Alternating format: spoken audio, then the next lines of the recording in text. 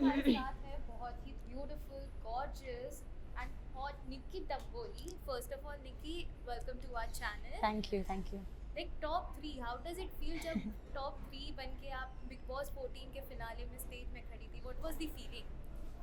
I feel great obviously, और I never felt कि इतने दूर तक मैं जाऊंगी, क्योंकि वापस आने के बाद मेरी गेम थोड़ी सी वीक पड़ गई थी। वो एक अपने आप को तो समझ में आता है कि हम कितने लैग बिहाइंड कर रहे हो। तो मुझे लगा नहीं था कि मैं टॉप 3 में पहुंचूंगी, क्योंकि मेरे कॉम्पिटिटर्स जो थे वो काफ़ी टफ थे। उन लोगों ने इंडस्ट्री में काफ़ी साल से काम किया हुआ था और मुझे बस 4 साल हो गए हैं।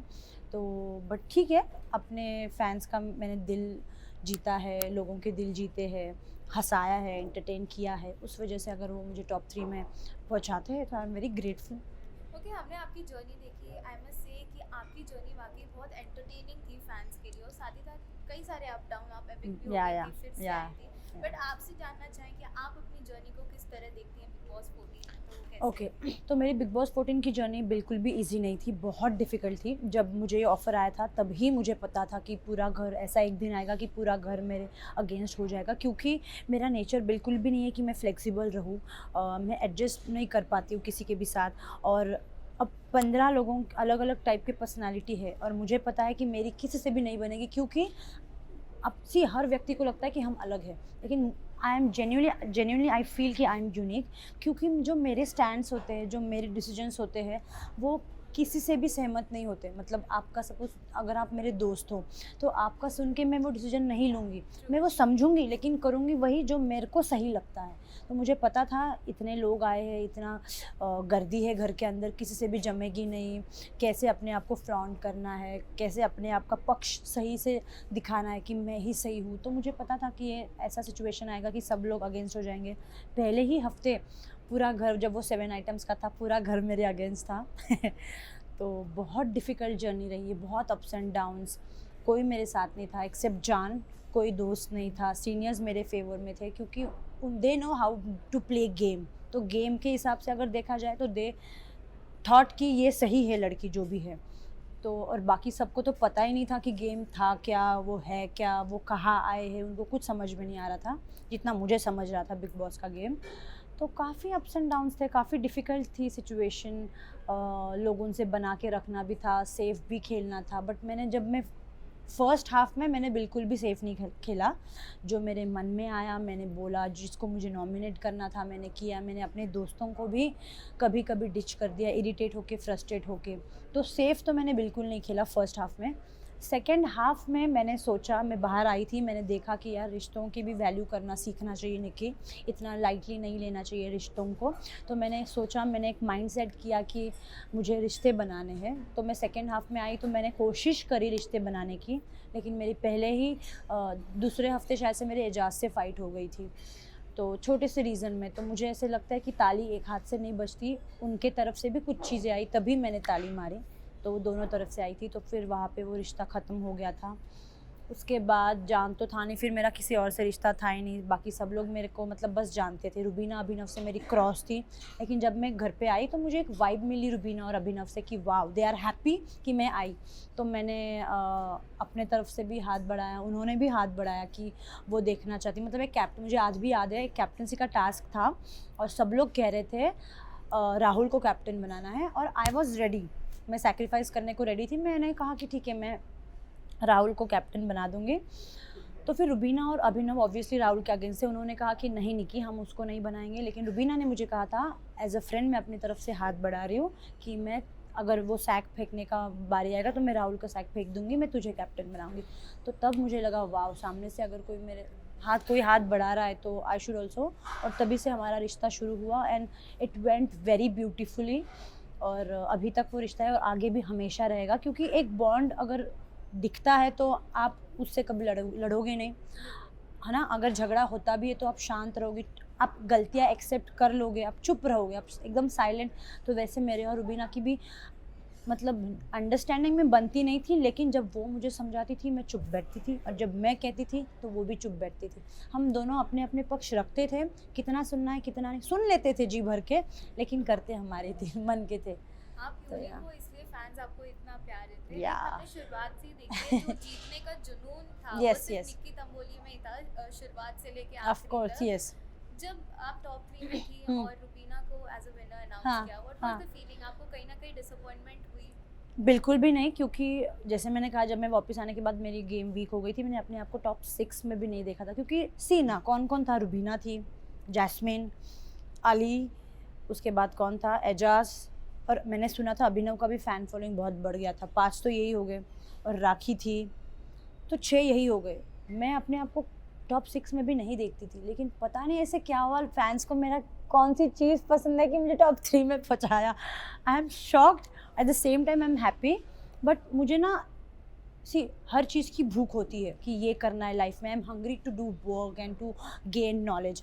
बट टॉप 3 में हूँ तो आई एम ग्रेटफुल। लेकिन मेरे को मतलब वो कहते हैं ना, मतलब हम लोग मराठी में तो हवरट कहते हैं। हवरट मतलब कि इतना भी लालच मत रखो किसी भी चीज़ के लिए। मेरे बाद अगर मैंने किसी को विनर देखा था फर्स्ट हाफ में, तो वो एजाज था, क्योंकि मेरी उससे बहुत बनती थी। एजाज से फिर झगड़ा हो गया, उसके बाद रुबीना मेरे से क्लोज हुई, तो मेरे बाद जिसको मैंने एज अ विनर देखा है वो रुबीना। तो रुबीना जब जीती जब मैं बाहर निकलने से पहले मैंने रुबीना को बोला था, रुबीना मैं टॉप 3 में तो पहुंच गई हूँ, अगर मैं नहीं जीतती तो you have to take the trophy and come. तो उसने कहा अभी देखते क्या होता है बहन, अब लेट्स सी। मैंने कहा no, you are taking the trophy, I no.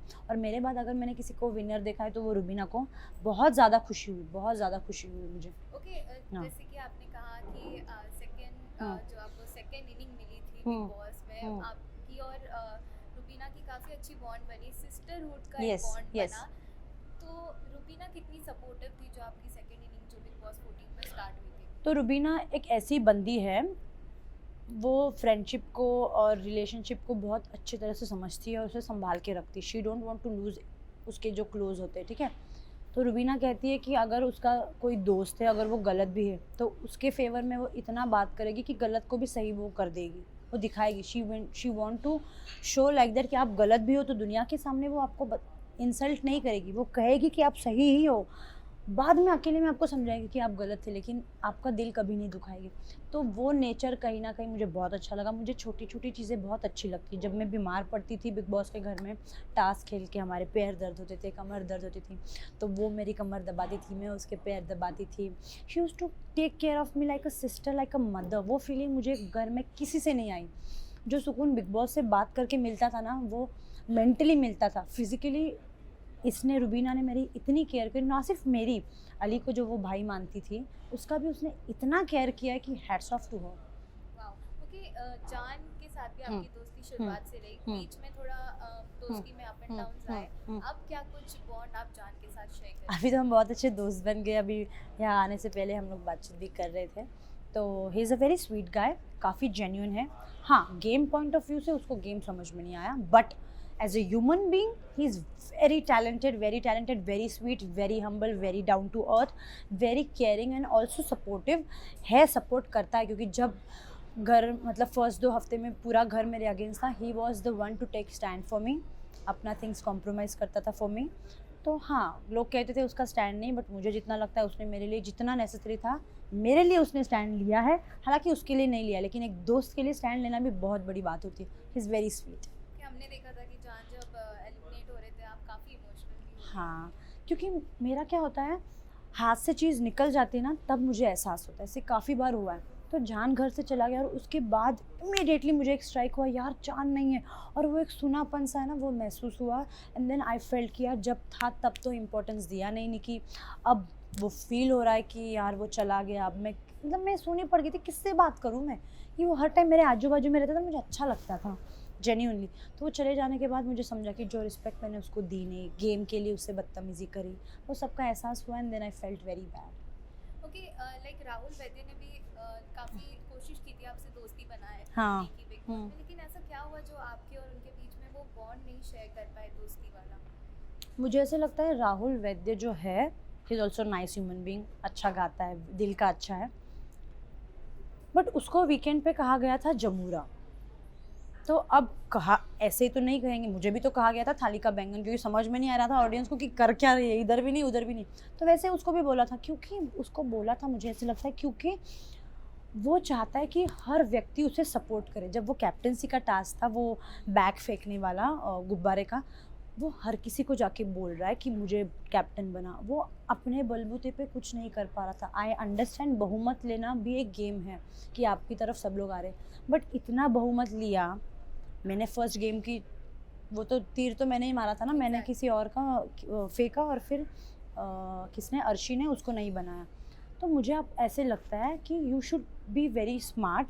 आप सबको बहुमत दे रहे हो, आपको बना भी रहे हो, आप बहुमत में नंबर गेम में आप सबको इकट्ठा कर भी रहे हो, लेकिन एक बंदी है जो मैं, जो गेम कभी भी बिगाड़ सकती हूँ, और मैंने वो किया। क्योंकि यार मतलब वो चाहता है कि हर वक्त उसका कोई ना कोई हेल्प करे। तो मेरी भी तो एक्सपेक्टेशंस थी कि मुझे भी आप बचाओ। स्टार्टिंग से मैंने उसको कभी नॉमिनेट नहीं किया, उसने मुझे 2 बार नॉमिनेट किया, ये कहते हुए कि वो मुझे टॉन्ट मारती है। यार मतलब आप दोस्त बोलते हो और फिर आप उसी दोस्त को नॉमिनेट करते हो। नॉमिनेशन का मीनिंग है कि घर से बेघर होना। मतलब आप दोस्त, अगर दोस्त है तो आप कैसे चाहोगे ना कि आप घर से चले जाओ, जो मैंने कभी नहीं चाहा उसके लिए। मैंने हमेशा उसको बचाया है, और मुझे नहीं लगता बचाने के बाद भी उसने मेरे साथ बैठ के कभी, ही वॉज नेवर थैंकफुल कि यार तूने मुझे बचाया। हालांकि जनता थे उसके लिए बाहर, आई न्यू इट, और उसको भी पता था कि उसकी जनता है, बट एक दोस्त भी तो होता है कि एक दोस्त ने बचाया तो उसको how you should be thankful to her, एक जेस्चर होता है। वो वाइब मुझे उससे कभी आई नहीं, वो स्वीट जेस्चर जो मुझे रुबीना से आई वो मुझे राहुल वैद्य से ऑनेस्टली नहीं आई। Even if he is a nice guy, of course he is, but वो एक वाइब नहीं आती। तो फिर मुझे लगा यार मैं खुश नहीं रह पाऊँगी ऐसी दोस्ती में, तो मुझे लगा कि मैं कितना हेल्प करूँ। तो आई वॉज लाइक, मैंने फिर पीछे हट गई थी कि बस हो गया यार। क्योंकि दोस्ती की बात चल रही है तो अली से भी कहीं ना कहीं आपकी दोस्ती हमने देखी थी, अब क्या कुछ है अली? अली से ना दुश्मनी थी ना सच में दोस्ती थी। अली से मैं जुड़ी हुई थी जस्ट बिकॉज ऑफ गेम, क्योंकि टास्क आता था और टास्क में अपना 100% इन्वॉल्वमेंट देती थी। अब जब वो लास्ट टास्क था वैलेंटाइन डे का, जो गुब्बारे फोड़ने थे, तो उसमें मेरा इन्वॉल्वमेंट विद अली था, क्योंकि it was only for the task था, इसीलिए मैं उसका फोड़ रही थी, उसे एंटरटेन कर बना रही थी। क्योंकि राखी ने हार मान ली थी, वो कह रही थी कि मैं कुछ करूँगी नहीं, तो मुझे उस गेम को बस एंटरटेनिंग बनाना था, इसीलिए मैं उसके साथ कर रही थी, उसके गुब्बारे फोड़ रही थी, उसके पीछे भाग रही थी। At the same time he is a very nice guy, I like him. उसका जो नेचर है, अपफ्रंट होकर जो गेम खेलता है और जो बोलता है डंके की चोट पे बोलता है, तो मुझे वो नेचर वाले लोग पसंद है और मैंने उसको जेन्युइनली लाइक किया है। बाहर आने के बाद अब तक तो हमारी बात हुई नहीं, अगर भगवान ने चाहा हमारी दोस्ती रहे आगे भी तो पता नहीं। ओके, निकी, कंटेस्टेंट्स ने हमेशा बोला है कि आप दोस्ती करते हैं सिर्फ मतलब के लिए, कि आपको गेम में आगे बढ़ना है, सो मैंने इसमें किससे, क्या है? मुझे नहीं लगता मैंने किसी से मतलब के लिए दोस्ती करी थी। हालांकि मैं एक ऐसी व्यक्ति हूँ जिस बंदी को घर के एक सदस्य ने नॉमिनेट किया है,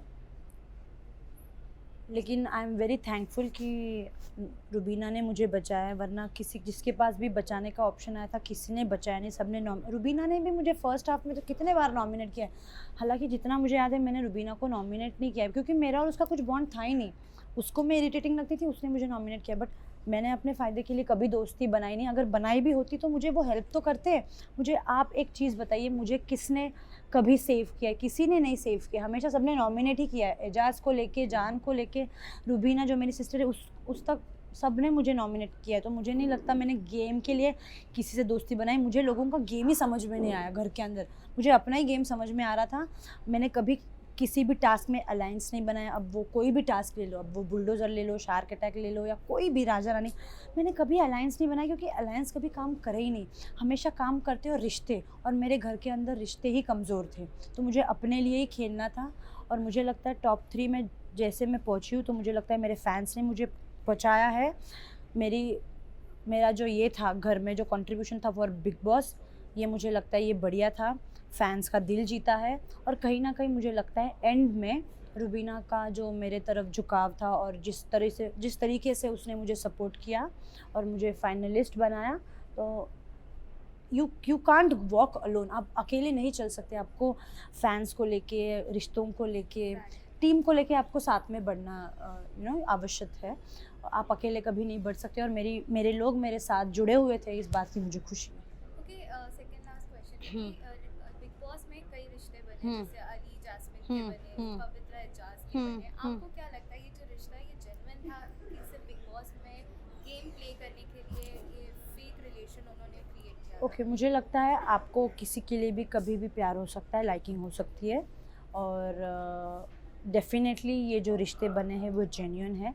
मुझे बिल्कुल भी नहीं लगता ये फेक रिलेशन है या फेक दोस्ती है। दोस्ती पहले से थी अली और जैस्मिन की, अब तो एक दूसरे के प्यार में भी है, तो obviously it's genuine, it's very nice. और एजाज और पवित्रा का भी लाइकिंग एक दूसरे के लिए था, अट्रैक्शन था, लाइकिंग था, अब प्यार में वो कन्वर्ट हो गया है, तो obviously it's also genuine. Okay lastly Nikhil what you have to say to all the fans, because हमने आए दिन देखा ट्विटर पे आप ट्रेंडिंग करती रहती हैं, फैंस Thank को you. क्या कहना और क्या कुछ आने वाले प्रोजेक्ट पे अब आप वर्क ऑन कर रहे हो? मुझे अपने फैंस को यही कहना है कि आप लोगों ने जिस तरह से मुझे सपोर्ट किया, प्यार किया, मैं जिस तरह से आपके दिलों में बसी हुई हूँ वैसे ही मैं बसी रहूँगी आगे भी। आपको मैं जितना मतलब जितना एंटरटेन कर सकती हूँ, जितना हंसा सकती हूँ उतना हंसाऊँगी। मैं आप लोगों से बहुत प्यार करती हूँ, मुझे आप लोगों ने ही बनाया है, without my fans I am nothing. मैं बस हार्ड वर्क कर सकती हूँ, वो वर्क को आप लोग अप्रिशिएट करोगे, आप लोग उसको यहाँ से यहाँ तक लाओगे, तो my fans are very important part of my life. और आने वाले दिनों में you will see me in music videos, hopefully you will soon see me in movies. So just wait for it and keep loving me. I love you a lot. Wow, thank you so much. Thank you. It was amazing having a Thank you. conversation with you. Thank you. so Thank you. Thank you. Yeah, ready.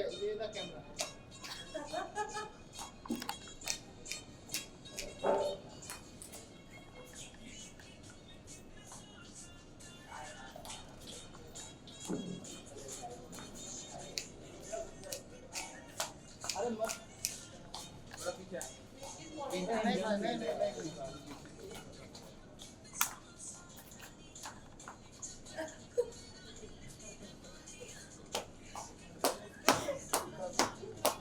Thank you. Thank you. अभी एक बार आएगा। थोड़ा पीछे आना भाई, आसिम थोड़ा पीछे आ जाना। निकी वालों के साथ। अरे आसिम, हाँ